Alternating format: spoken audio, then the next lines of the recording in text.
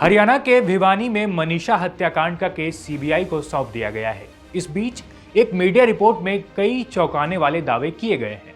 मनीषा के शव का अब तक 3 पोस्टमार्टम किया जा चुका है।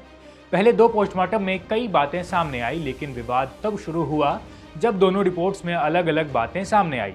ये दोनों रिपोर्ट्स एक दूसरे से अलग थे। परिजनों ने पुलिस पर कई गंभीर आरोप लगाए, फैक्ट्स के साथ छेड़छाड़ के भी आरोप लगाए गए। उसके बाद परिजन तो मान गए, लेकिन गांव वालों ने जमकर बवाल काट दिया। इस बीच एक मीडिया रिपोर्ट में बताया गया कि पोस्टमार्टम रिपोर्ट में शिक्षिका के कपड़े फटे होने की बात सामने आई है। हालांकि इसे लेकर आधिकारिक तौर पर कुछ नहीं कहा गया, जबकि पुलिस आत्महत्या किए जाने का दावा लगातार कर रही है। आइए आपको बताते हैं कि इस रिपोर्ट में क्या कुछ कहा गया और अब इसको लेकर क्या क्या बवाल हो रहा है। नमस्कार, मेरा नाम है जयदीप और आप देख रहे हैं इंडिया.com। टाइम्स ऑफ इंडिया की रिपोर्ट में कहा गया कि पहली रिपोर्ट में है कि मृतका की सलवार फटी हुई पाई गई थी, साथ ही बचाव करने की कोशिश के निशान भी मिले थे। 13 अगस्त को शाम 6:25 पर शव का पहली बार पोस्टमार्टम किया गया। उस दिन भिवानी सिविल हॉस्पिटल में शव पहुंचाए जाने के दौरान पुलिस रिपोर्ट में कहा गया था कि गलत काम करके गला रेतकर हत्या। अखबार के अनुसार पीएम रिपोर्ट के एक कॉलम में कहा गया है कि एक महिला का आंशिक रूप से सड़ा हुआ शव सफेद कपड़े में लिपटा हुआ मिला। शव पर पीले रंग के half sleeve round neck suit था, जिसमें लाल और नीले रंग की एम्ब्रॉयडरी लगी थी। पीले रंग की सलवार आगे से फटी हुई थी और नाड़ा खुला हुआ था। सलवार पर जबरदस्ती करने के निशान नजर आ रहे थे।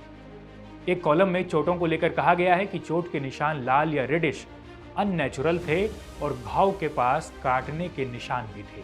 इसके अलावा रिपोर्ट में कहा गया कि पुलिस ने डॉक्टरों को सूचित किया था कि शुरुआती तौर पर लग रहा था कि यौन उत्पीड़न के बाद महिला का गला रेता गया है। अखबार से बातचीत में रेडिश शब्द को लेकर एक सीनियर डॉक्टर बताते हैं कि इसका मतलब है कि चोट तब दी गई थी जब व्यक्ति जीवित था, यानी मनीषा को जिंदा रहते तड़पाया गया था। लेकिन पुलिस लगातार इन सभी दावों को नकार रही है। पुलिस का कहना है कि मनीषा के साथ कोई जोर जबरदस्ती नहीं हुई, बल्कि उसने खुद अपनी जान ले ली है। पुलिस ने कहा यह आत्महत्या है। आपको बता दें कि टीचर मनीषा का शव 13 अगस्त को भिवानी के एक खेत में मिला था। वह 11 अगस्त को स्कूल से निकलने के बाद एक नर्सिंग कॉलेज में एडमिशन के बारे में पूछताछ करने गई थी। इसके बाद से ही वह लापता थी। कई रिपोर्ट्स में ऐसा दावा किया जा रहा है कि पुलिस का कहना है कि जांच से पता चला है कि शिक्षिका ने जहर खाकर आत्महत्या की है।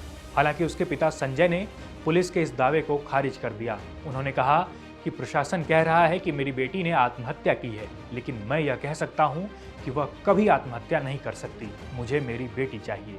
फिलहाल 11 दिन बाद भी मनीषा के परिजनों को न्याय की उम्मीद है।